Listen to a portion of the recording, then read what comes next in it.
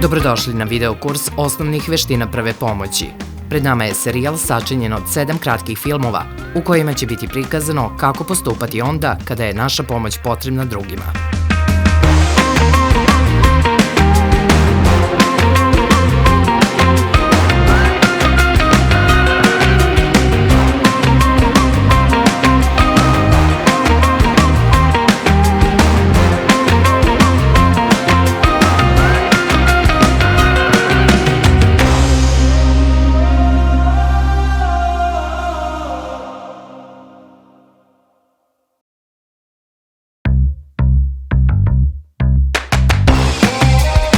Gotovo je sigurno da se svako od nas već našao u nekoj izazovnoj situaciji u kojoj treba reagovati brzo i preduzeti mere bez kojih bi nečije zdravlje moglo biti ozbiljno narušeno.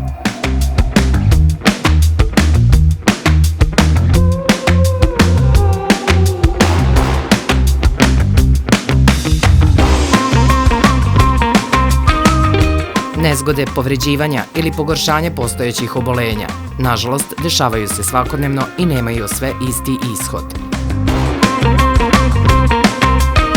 Međutim, ono što u takvim slučajevima može napraviti suštinsku razliku jesmo mi sami. Svako može pružiti mere prve pomoći i to je prva stvar koju treba da znamo.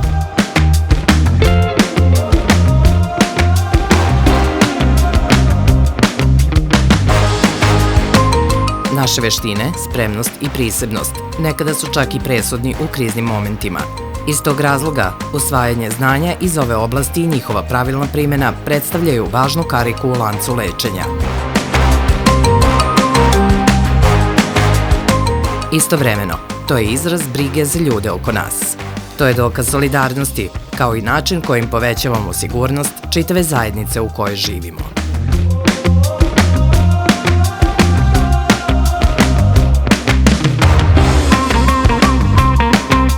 Zato počinjemo sa edukacijom.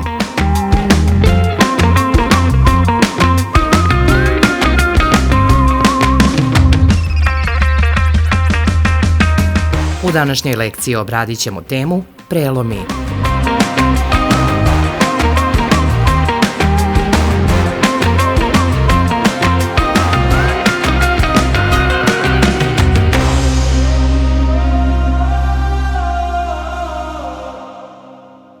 U sljedećem segmentu ćemo pokazati postupak zbrinjavanja otvorenog preloma koje je praćeno obilnim krvarenjem. Najbitnija stvar jeste da ne pomeramo povređeni deo tela i da radimo u paru. Otvaramo gazu i postavljamo oko stranog tela. Zatim uzimamo 2 zavoja kompresivna i postavljamo uz strano telo. 3. zavojem previjamo sve. Ono što pokušavamo da uradimo jeste da fiksiramo strano telo i da zaustavimo krvarenje. Bitno je da obuhvatimo sve ćoškove gaze, da zatvorimo povredu.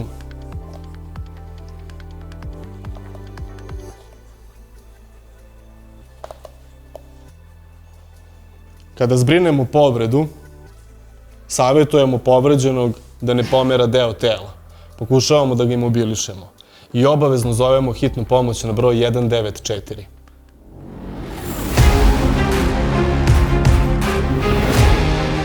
Za razliku od drugih delova našeg tela, kosti su sačinjene od čvrstih tkiva koje nam daju potporu i omogućavaju kretanje. One pružaju zaštitu brojnim drugim organima i bez njih neke od osnovnih vitalnih funkcija ne bi bile moguće. Ljudski skelet broji više od 200 kostiju.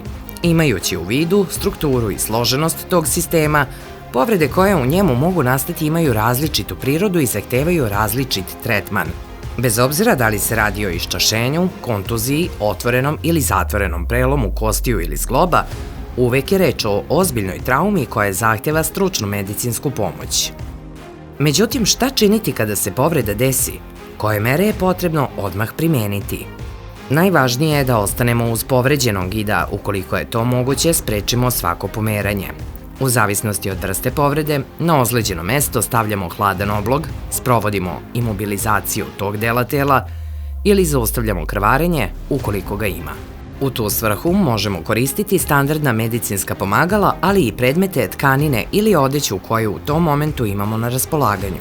Ukoliko to budemo naučili, omogućit ćemo adekvatnu potporu gotovo svakoj povredi našeg koštanog sistema. Zato budimo njegova podrška, kao što je on naša. Postanimo deo rešenja. Mi to možemo.